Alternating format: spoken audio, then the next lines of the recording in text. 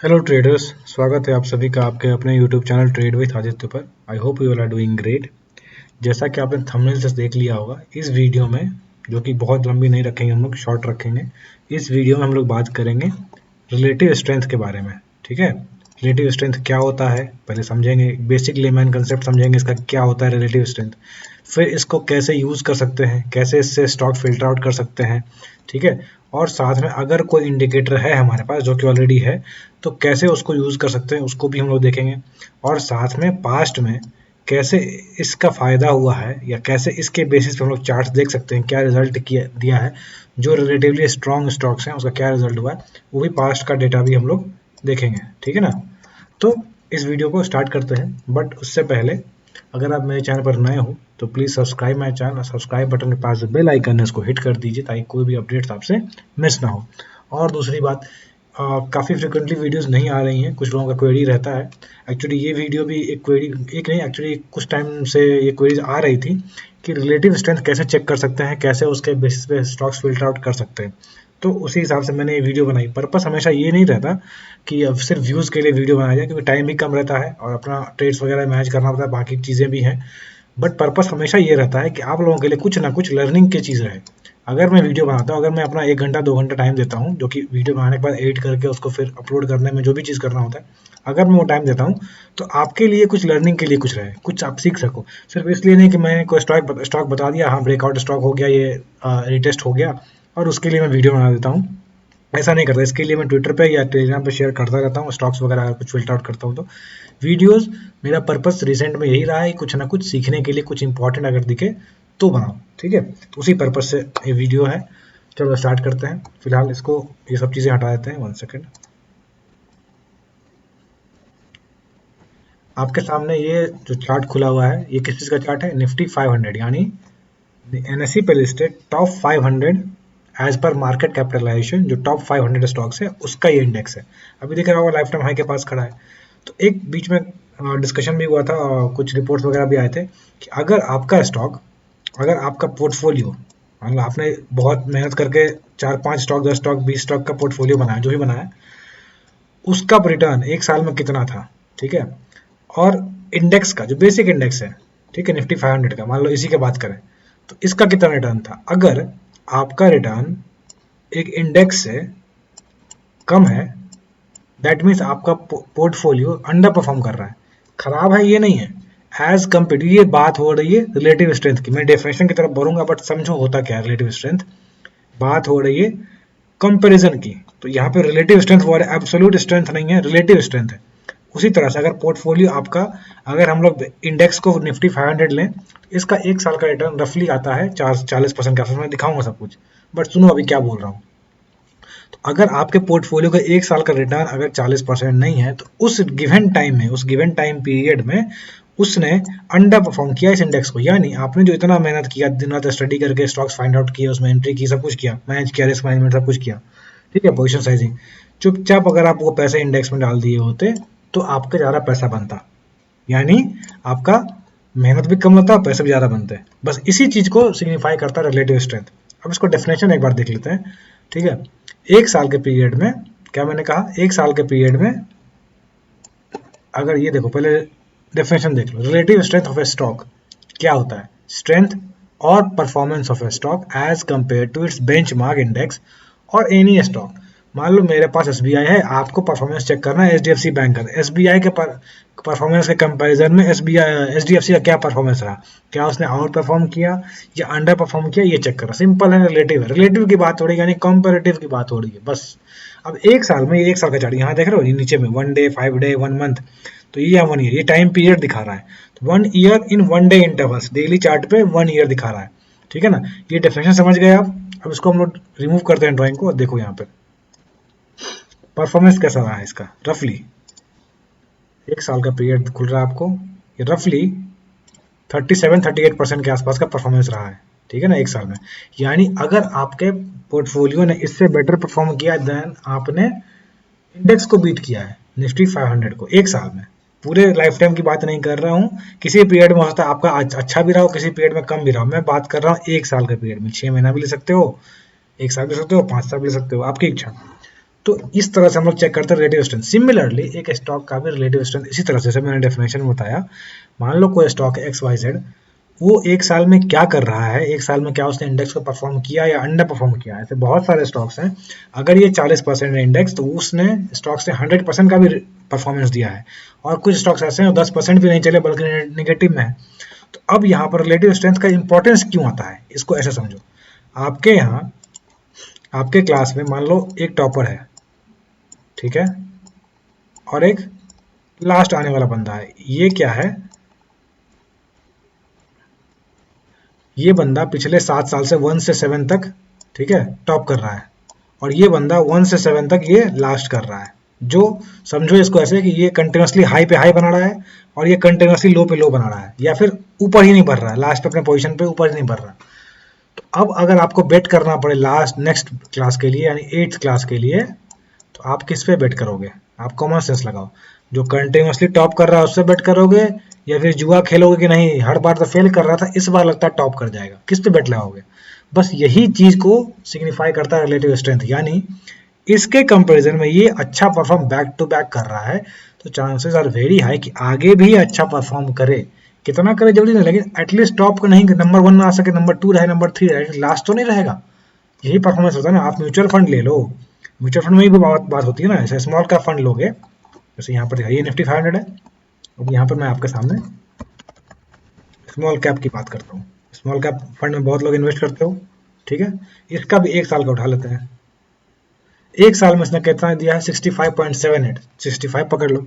अगर आपका mutual fund इस साल, इस एक साल में, जो ये पीरियड दिखा रहा है, कब से दिखा रहा है? इस एक साल में, यानी रफली 20-22 मई के आसपास से अभी तक में, पिछले एक साल में अगर उसने 66% का रिटर्न नहीं दिया है, दैट मीन्स आप म्यूचुअल फंड में जो दे रहे हो, एक्सपेंस रेशियो दे रहे हो, जो भी कुछ कर रहे हो, उसके मुकाबले आप इंडेक्स में डाल देते पैसा, म्यूचुअल एक्सपेंस रेशियो भी कम लगता और आपको रिटर्न भी अच्छा मिलता। या अगर आपके म्यूचुअल फंड ने इसको बीट किया है, ठीक है, तो आपका अच्छा परफॉर्म कर रहा है। बट अगेन म्यूचुअल फंड में इस चीज को मत लेना कि एक साल में क्या हो रहा है, उसका लॉन्ग टर्म का व्यू होता है हमेशा 5 साल 10 साल का ऐसे, इसलिए एक साल को मत पकड़ना। बट मैं समझाने के लिए समझा रहा हूँ कि किस तरह से बेंचमार्क क्या होता है, कैसे उसको कंपैरिजन करते हैं। हम लोग भी देखते हैं ना बेस्ट परफॉर्मिंग फंड कौन सा है, बहुत बार वीडियो देखते हो 2024 का बेस्ट परफॉर्मिंग फंड कौन सा था। ऐसे ही होता है, बेंचमार्क को किसने अच्छे से बीट किया, बहुत लोग नहीं बीट कर सकते हैं बहुत फंड्स। एनीवे, तो ये समझ गया बेंच रिलेटिव स्ट्रेंथ होता क्या है, रिलेटिव स्ट्रेंथ बात क्या करते हैं। सपोज एक एग्जांपल और लेते हैं, आपने लिया कोई स्टॉक जो आईटी सेक्टर का है, ठीक है, आपने लिया कोई आईटी सेक्टर का स्टॉक, सीनेक्स आईटी। अब इसने एक साल में कितना रिटर्न दिया वो देख लेते हैं हम लोग। रफली एक अप्रोक्स आइडिया लग जाएगा। यहाँ पर क्लोजिंग है, एक साल में आज के रेट में इसने रिटर्न दिया है 19-20% के आसपास। तो सपोज आपने कोई स्टॉक आईटी सेक्टर का लिया जिसने 25% रिटर्न दिया, ठीक है, चलो 30% ले लेते हैं, ठीक है, उसने स्टॉक ने आपने आपका 30% रिटर्न दिया, ठीक है ना। बट अब आपको लग रहा है अगर आपका बेंचमार्क निफ्टी आईटी है तो आपको लगे इसने तो आउट परफॉर्म किया, नहीं अपने सेक्टर में रिलेटिवली स्ट्रांग है, राइट। बट क्या उसने निफ्टी 500 को बीट किया जो ओवरऑल इंडेक्स है? तो आपको देखिएगा नहीं, एक साल में उसने बीट नहीं किया। तो ये भी जो होता है कौन सा बेंचमार्क आपका है, आपको कौन सा बेंचमार्क आपके हिसाब से कंपैरिजन करना है, किससे कंपेयर करना है? अपने दोस्त से कंपेयर करना है, अपने पड़ोसी से कंपेयर करना है, या देश के सबसे बड़े बिजनेसमैन किससे कंपेयर करना है, उसके हिसाब से वो भी डिपेंड करता है। और साथ में पीरियड, पीरियड कितना है, एक साल में हो सकता है इसने परफॉर्म किया हो सकता है और लास्ट 2 महीने में अंडर परफॉर्म रहा हो।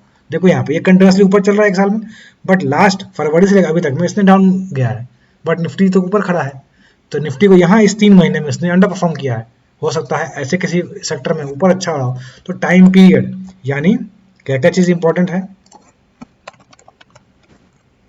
बेंचमार्क, टाइम पीरियड, ठीक है, ये दो चीज बहुत इंपॉर्टेंट है। आपका बेंचमार्क क्या है और आपका टाइम पीरियड क्या है, समझ गए? ये दो चीज आपके लिए इंपॉर्टेंट है रिलेटिव स्ट्रेंथ डिसाइड करने के लिए। कंसेप्ट समझ गए? अब बात कर लेते हैं पास्ट का डेटा, ताकि आपको समझने में और रिलेट करने में आसानी हो। उसके बाद हम लोग चलेंगे कि इंडिकेटर अगर है तो क्या है, ट्रेडिंग व्यू में ऐसा कुछ है जिसके बेसिस हम लोग फिल्टर आउट कर सकते हैं रिलेटिव स्ट्रेंथ के बेसिस पे। इस कंसेप्ट को जो अभी मैंने बताया, बस इसी कंसेप्ट को लेके कि निफ्टी से बेटर परफॉर्म अगर किसी ने किया है तो चांसेस है कि आगे ही परफॉर्म करे, ठीक है। तो इस तरीके से इसको करें, ये दो चीज को हम लोग समझेंगे, बट पहले पास्ट एग्जाम्पल देख लेते हैं, ठीक है ना। तो पहला एग्जाम्पल, अभी रिसेंट में ऑयल कंपनी अच्छा की है, तो एक हिंद पेट्रो है, ठीक है। अब हिंद पेट्रो इसका 1 साल का परफॉर्मेंस देख लो, इसने 1 साल में कितना दिया। मैं अभी इंडिकेटर का यूज नहीं कर रहा हूँ, सिंपल तरीके से दिखा रहा हूँ। इसने 1 साल में दिया है 99%। मैंने कहा ना बहुत सारे स्टॉक्स 100% भी हो चुके हैं, इसने 1 साल में दिया है 100% रफली रिटर्न। दैट मीन्स ऊपर भी गया है बट अभी का क्लोजिंग के बाद बताना गया तो है 600 तक, मान लो रफली, 500 के बाद 100% रिटर्न दिया है। दैट मीन्स ये स्ट्रांग है। अब आपको सिर्फ अगर ये मालूम चला कि ये इतना को बता दे कि ये भाई ये 10 स्टॉक हैं, ये रिलेटिवली काफी स्ट्रांग है, और उसमें अगर आपको सेटअप मिल जाए तो आप काम कर सकते हो अच्छे से। ठीक है, मान लो ये अगर ऊपर निकलता है, चांसेस आर कि इसके ऊपर और निकले। इसमें एक और देखो, आईओसी, इसका 1 साल का देख लेते हैं, इसने क्या किया है। वाइल कंपनीज अच्छा खासा परफॉर्म किया, इसलिए बता रहा हूँ मैं। और भी एग्जांपल देखेंगे। आज कल का क्लोजिंग इसने 91%, यानी again this has beaten it's index. जो मेजर इंडेक्स है, हमारा मेजर इंडेक्स 95, हो सकता है इसका अपना एक इंडेक्स हो, उसमें हो सकता है ना बीट कर पाया हो, वो अलग बात है। बट हम निफ्टी 500 की बात कर रहे हैं 1 साल में, 1 साल के पीरियड में। ठीक है, अब और बात कर लेते हैं एचडीएफसी एएमसी। ठीक, इसको भी 1 साल को उठा लो, दिख रहा होगा आपको ऑटोमेटिकली कि 1700 से 37, ये भी क्या 100% से ऊपर गया है। ठीक है, ये भी अच्छा है। और दिखाता हूँ मैं, इंडस टावर, पहले मैंने शेयर किया था इसको, इसका भी 1 साल का देख लेते हैं क्या परफॉर्मेंस रहा है।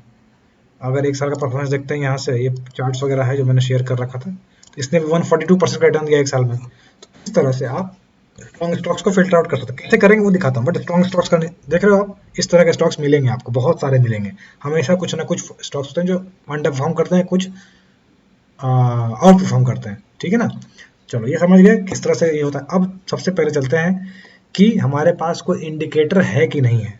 ठीक, वीडियो लंबी नहीं होगी बट एंड तक देखना, और नोट्स बनाना, समझना कैसे बनाना है। अब हमें क्या देखना है, रिलेटिव स्ट्रेंथ। तो रिलेटिव स्ट्रेंथ देखेंगे, मैं जो यूज करता हूँ उसके बारे में बताता हूँ। रिलेटिव स्ट्रेंथ किया, सॉरी, अब यहाँ पर देखो, मेरे माउस पे देखो, relative strength of a stock Bharat trader का है, इसको सेलेक्ट करेंगे, इसको लगा लेंगे इंडेक्स में, सॉरी चार्ट में हमारे लग गया। कुछ स्लाइड मॉडिफिकेशन करेंगे, क्या मॉडिफिकेशन करेंगे वो भी देख लो।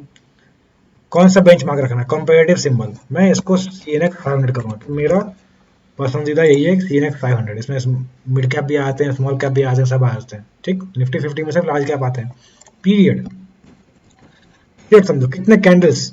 आप अगर डेली कैंडल्स की बात कर रहा है, आपका अगर चार्ट वीकली खुला रहेगा तो उतने नंबर ऑफ कैंडल्स। तो अगर मैं वीकली चार्ट करूं तो वीकली चार्ट के लिए क्या हो जाएगा, 52 कैंडल्स 1 साल का दिखा देगा। कम करना 26 कर दोगे तो 6 महीने का दिखाएगा, राइट। और 1 सेकेंड, इसको और थोड़ा सा मॉडिफिकेशन कर देते हैं, स्टाइल में जाके,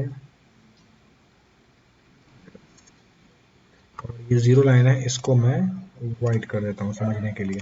ठीक है, अब देखो, सिर्फ इस इंडिकेटर की बात करें तो जहां पर भी ये लाइन ग्रीन है, उस जगह पे उसने CNX 500 को बीट किया है और परफॉर्म किया उस टाइम पे। जैसे यहाँ से अगर देखोगे तो यहाँ 5 फरवरी से कंटिन्यूसली ये आउट परफॉर्म कर रहा है निफ्टी 500 को। ठीक है, तो इस तरह से आपको समझना है, ये व्हाइट लाइन है, इसके नीचे अगर है तो अंडर परफॉर्म कर रहा है।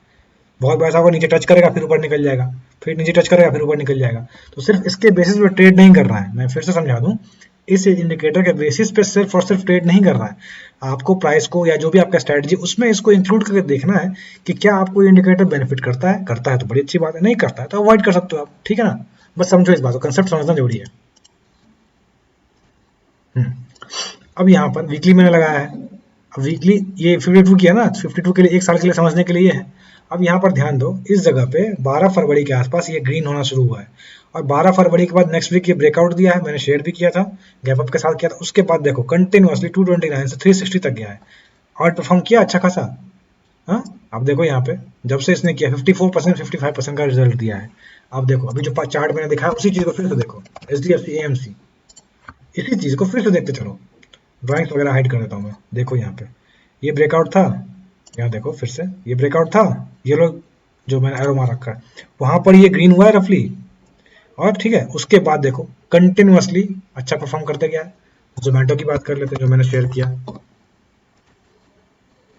जोमेटो देखो ग्रीन हुआ, कंटिन्यूसली आउट परफॉर्म करता गया, ये ब्रेकआउट हुआ। यहाँ पे हमेशा प्राइस को प्रायोरिटी देना, मैं प्राइस को प्रायोरिटी देता हूँ। प्राइस अगर हमारा ये ब्रेकआउट देख रहे हो, यहाँ देखो ये ब्रेकआउट देख रहे हो, उसके बाद कंटिन्यूसली आउट परफॉर्म करता गया।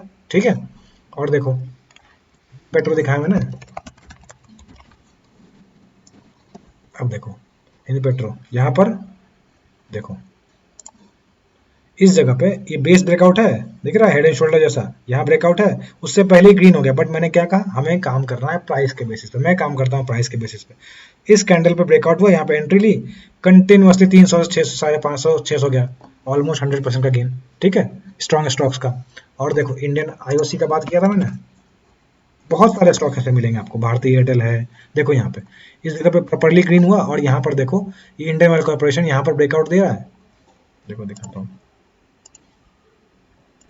ठीक है इस जगह पे कहीं ब्रेकआउट है, आराम से ऊपर गया और रैली 100% से ऊपर की।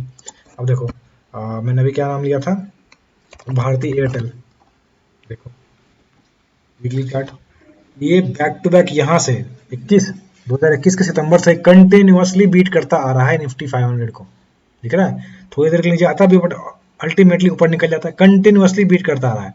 तो इस जगह पर अगर मैं 600 पे लगाया होता तो आपका पैसा डबल हो चुका है, ठीक है ना, तो इस चीज को समझना है आपको, स्ट्रॉन्ग स्टॉक्स में पैसे ज्यादा चांसेस है ऊपर चलने के as compare to weaker stocks, ठीक है।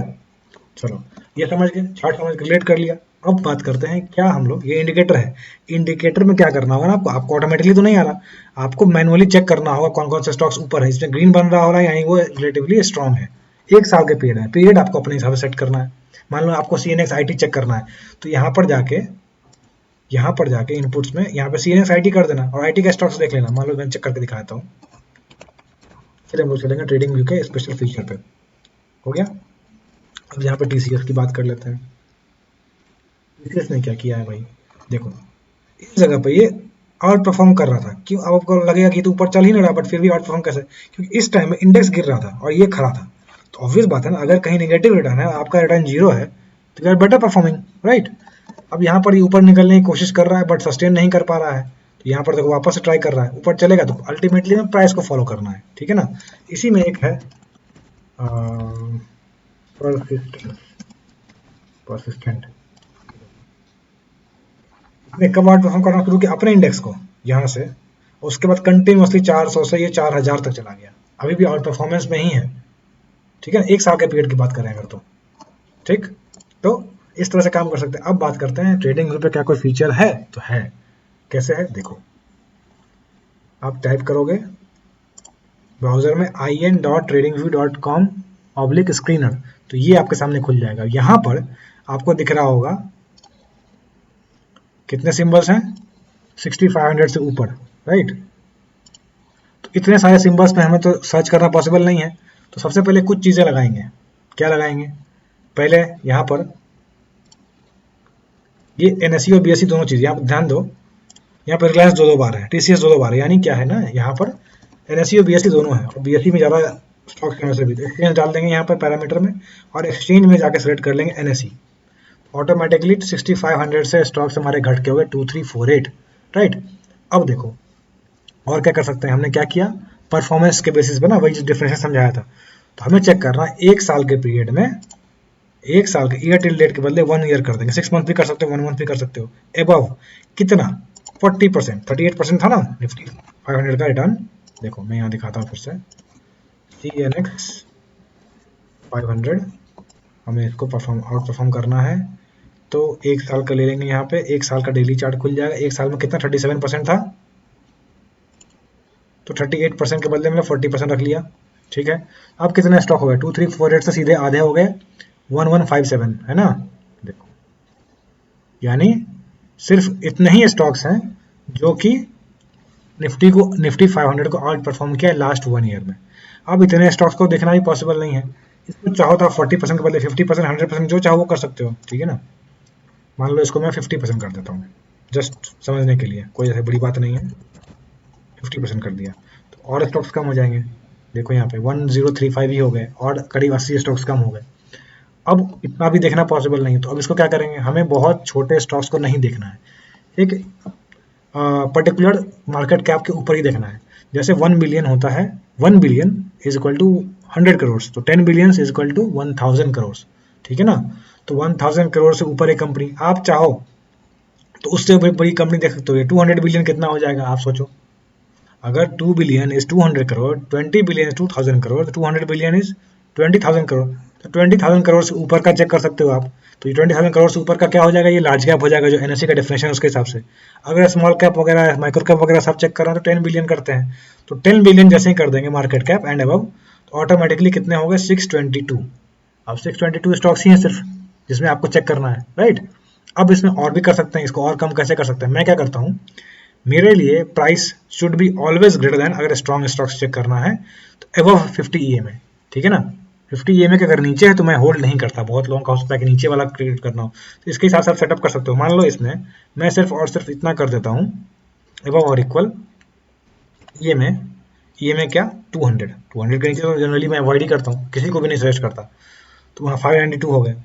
अब 592 स्टॉक्स अगर 50 कर दोगे, इसको अगर 50 कर दोगे तो और कम हो जाएंगे, देखो 491, 100 स्टॉक्स और कम हो गए, ठीक है। अब जो मैं सेटअप यूज करता हूँ उसमें यहाँ पर ये सब चीज़ हो गई, बाकी चीज़ें हमें कुछ नहीं देखनी क्योंकि प्राइस पे देख रहे हैं हम लोग। अगर आपको कोई इंडेक्स में देखना है तो इंडेक्स में सर्च कर सकते हो, निफ्टी आईटी का सिर्फ सर्च करना है, निफ्टी फार्मा का सर्च करना है, जो भी करना है, ठीक है। इसको करना है हमें परसेंटेज चेंज के हिसाब से, शॉर्ट डिसेंडिंग यानी सबसे ज़्यादा परफॉर्मेंस करने वाला ऊपर रहेगा 5%, और सब उसके नीचे कम वाले हैं, ठीक है ना, डिसेंडिंग ऑर्डर में, राइट। अब इसको खोलना है ऐसे, इसको कर देना है कैंडल, ठीक, इसको कर देना है YTD, और इसको कर देना है सॉरी ऑटो से 2 ग्रिड वाला, राइट। अब यहाँ पर देखो एक कैंडल एक दिन को दिखा रहा है, 25 अप्रैल 26 अप्रैल, यानी एक कैंडल एक दिन को दिखा रहा है ना। अब इसको आप ऑटो सिर्फ कर्सर करते जाओ और कौन सा स्टॉक आपको स्ट्रॉन्ग दिख रहा है कंसोलिडेट करता हुआ मैं दिखाता हूँ अपने सेटअप के हिसाब से कुछ स्टॉक्स। जैसे यहाँ पर ये था BBL, ये यहाँ पर इस दिन पहले 2-3 दिन पहले अच्छा ब्रेकआउट दिया, उसका अच्छा मूव किया। और देखो जाइडस, जाइडस का चार्ट अगर यहाँ खोलोगे आप डेली चार्ट पे, जाइडस लाइव, तो आपको दिखेगा ये तो अपर सर्किट में चला गया, बट उससे पहले क्या था, यहाँ ब्रेकआउट हुआ था, तो आप इसको ट्रेड करते ब्रेकआउट पे, फाइंड आउट करते ब्रेकआउट से पहले तो निकाल सकते थे। इस तरह से और चार्ट्स देख लेते हैं, कुछ चार्ट्स देख लेते हैं और वीडियो को एंड करेंगे, ज़्यादा लंबे वीडियो नहीं करेंगे अब। ये देखो सुदर्शन केमिकल अपने लाइफ टाइम हाई के पास खड़ा है, उसके बाद और स्टॉक्स देख लेते हैं जो कि ब्रेकआउट नहीं किए, जो भाग चुके हैं, जैसे MOIL। अब जो इतना बड़ा भाग चुका है, इसको इसको इसको लेने से कोई फायदा नहीं है, MOIL का चार्ट देख लो। अब इसको कहाँ लोगे और कहाँ पे स्टॉप लॉस लगाओगे, रिस्क रिवॉर्ड सारा खराब हो चुका है इसमें, इतना बड़ा कैंडल, ठीक है, एक 20% का, फिर अगला 10% का, 5% का, तो रिस्क रिवॉर्ड खराब हो गया है। हमारे लिए कौन सा काम का स्टॉक रहेगा मैं देखता हूँ, अगर कुछ मिलता है मुझे तो मैं शेयर करता हूँ। जैसे सिगाची, ठीक है, सिगाची को देखो, सिगाची को पहले ही मैंने शेयर किया था, बट ऑटोमेटिकली अल्टीमेटली वो यहाँ पर शेयर किया था ब्रेकआउट पे, सस्टेन नहीं किया, ब्रेकआउट हो गया, ब्रेकआउट फेल हो गया। यहाँ पर देखो कुछ इस तरह का सेटअप बना रहा है, अगर ये गैप फिल करने की कोशिश करता है, ट्रायंगुलर सेटअप पे ऊपर निकलता है, तो हो सकता है ये ऊपर चलने की कोशिश करें, ठीक है। इस तरह से आप मार्क कर सकते हो कौन सा स्टॉक्स आपको मिलता है। और देखता हूँ मैं अगर कुछ मिलता है मेरे सेटअप के हिसाब से, otherwise I will wrap up the video. इसको यहाँ बंद करते हैं, इसको चाहो आप तो ज़्यादा भी कर सकते हो, 2x1 किया ना मैंने, मैं जनरली इसको 2x4 करता हूँ, ऐसे देखते हैं, ठीक है। यहाँ पर वही दिखा रहा है, तो इसे जल्दी देख सकते हैं, एक बार में 4 स्टॉक्स देख सकते हैं, तो ऐसे करके अगर देखेंगे, बट अभी दिखने में हो सकता है आपको कुछ लोग फोन में देखेंगे इसलिए 1:2 ही करते हैं। लेट्स सी अगर कुछ मिलता है तो। अब ये चार्ट है इंडियन ओवरसीज बैंक, ये दिख रहा है हमें कि ये बेस बना के चलने की तैयारी कर रहा है, अगर इसके ऊपर वेट कर सकते हो, ठीक है। और दिखाता हूँ मैं, wait wait wait wait wait,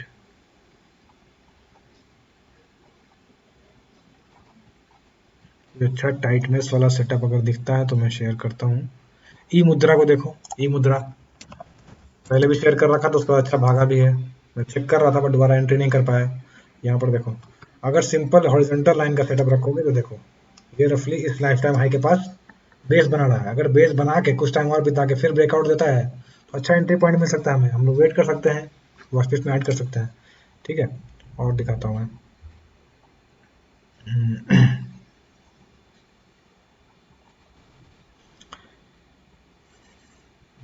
Shri Ram piston भी है, वेट वेट वेट, कुछ क्लीन सेटअप्स दिखे जो आप लोगों को दिखने में अच्छा हो तो समझ में आ रहा है, अच्छे से आएगा आप लोगों को कंसेप्ट। RVNL का भी ब्रेकआउट है, देख सकते हो, बट मेरा पर्पस हमेशा रहता है अगर मैं फिल्टर आउट करता हूँ जो ब्रेकआउट से पहले देख सकूँ, या बस जस्ट ब्रेकआउट किया हो, अच्छा रिस्क रिवॉर्ड है, बहुत छोटा एसएल बनता हो, जो बहुत भाग गया फिर वो मेरे काम का नहीं है, फिर मुझे वहाँ पे परफेक्ट एंट्री नहीं मिलेगी, और परफेक्ट एंट्री नहीं मिलेगी छोटा पोजीशन साइज रखना पड़ेगा, और वहाँ पर फिर फ़ायदा नहीं है। अगर आप, मैंने पोजीशन साइज पे समझा रखा है, अगर वीडियो नहीं देखा है तो आपको आई बटन में मिलेगा। एक यहाँ पर मिलेगा आपको, वेट वेट वेट, IRFC का ब्रेकआउट है, ठीक है, प्रेस्टीज का ब्रेकआउट हो चुका है।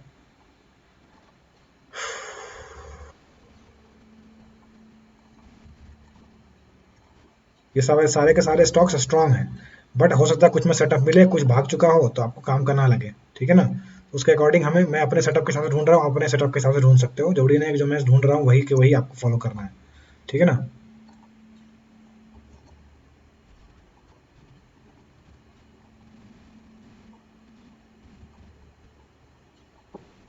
जैसे मुथूट फाइनेंस का देखोगे चार्ट, देखो ये चेकआउट था, कहाँ चेकआउट था, इस रिटेस्ट किया, अब यहाँ पर ये सस्टेन कर रहा है। अगर इस जगह पे प्रॉपर हमें कुछ बेस बनता हुआ दिखे, अगर प्रॉपर कुछ बेस बनता हुआ दिखे, इस जगह पे हो या फिर लाइफ टाइम हाई के पास हो, तो हम लोग एंट्री प्लान कर सकते हैं, क्योंकि ये चेकआउट था, यहाँ बहुत लोगों के स्टॉप लॉस हिट हुए हैं। इसी में एक चार्ट दिखा था मैं एयरटेल का, जो हम लोग फिल्टर आउट कर रहे थे, तो सबसे पहले एयरटेल का था। यहाँ देखो, इसको अगर ये में लगाए थे हम लोग तो आपको ज़्यादा अच्छे समझ में आएगा। देखो कंटिन्यूसली ये अच्छा बाउंस कर रहा है 50 EMA या 20 EMA पे, और उसी तरह से सेटअप दे रहा है छोटा स्टॉप लॉस के साथ। अब ये वाला एरिया देखो, जो एरिया जो सेटअप ऐसा है उसी तरह कुछ यहाँ बन रहा है ना। लाइफ टाइम हाई के पास गया, एक बार टच किया, और दूसरी बार इनसाइडर कैंडल बना रहा है, और हो सकता है यहाँ से थोड़ा सा पुल बैक दिखा के फिर ऊपर चले, तो कुछ इस तरह का ही सेटअप बनेगा, ठीक है। तो इनसाइडर कैंडल बन रहा है, वेट कर सकते हैं इसको स्टॉक लिस्ट में, अपने वॉच लिस्ट में ऐड करके देखते हैं क्या होता है। थोड़ा सा पुल बैक दिखा के अगर ऊपर निकले तो अच्छा सेटअप मिलेगा, अच्छा खासा मूव मिल सकता है। देखो मल्टीपल टाइम्स इसने ऑप्शंस दिए हैं पिरामिड करने के, फ्रेश एंट्री करने के, ठीक है। इस तरह से आप स्टॉक्स को फाइंड आउट कर सकते हैं ट्रेडिंग व्यू का स्क्रीनर वाला फीचर यूज करके, ठीक है ना। इसमें और भी आप अपने हिसाब से ऐड कर सकते हो, हटा सकते हो, revenue growth, change percentage, P by, अगर आपको लगता है फंडामेंटल वगैरह कुछ जानते हो उसके हिसाब से काम कर सकते हो, ठीक है ना। So this was it trader, I hope आपको ये वीडियो पसंद आई। अगर कुछ काम का लगा हो तो वीडियो को लाइक करें, दोस्तों के साथ शेयर करें, ताकि उनको भी कुछ बेनिफिट मिल सके, ठीक है। और अगर कोई क्वेरी हो इस वीडियो के बाद तो आप कमेंट सेक्शन में लिख सकते हो, अगर पॉसिबल होगा तो मैं कमेंट सेक्शन में आंसर दे दूंगा, या फिर अगर उसके लिए कोई फॉलो वीडियो बनानी पड़ेगी तो मैं वो भी बना दूंगा, ठीक है। चलो, thank you for watching and keep learning.